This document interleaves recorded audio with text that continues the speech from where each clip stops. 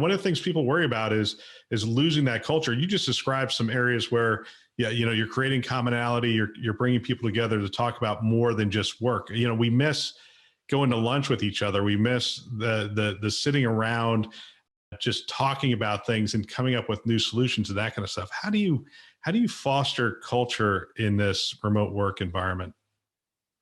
Well, I think you have to have more fun activities, even though we're virtual. And so within my own IT group, there is an employee welfare group, which is managed and run by employees. They call it Your Voice, and it receives funding from myself to do interesting activities.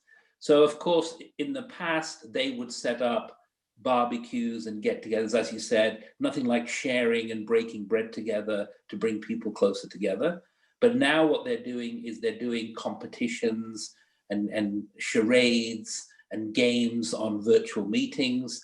We recently had a charade session where the leadership within IT were to took a particular area and then played a charade on that, and at the same time we shipped goodies to people's homes so that they could participate as if they were sort of in a Mardi Gras type of environment.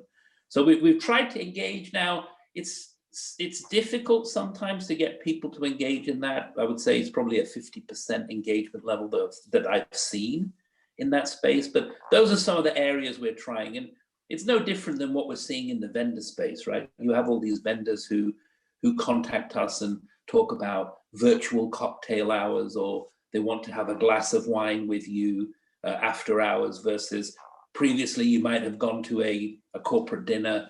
So things have shifted in that space.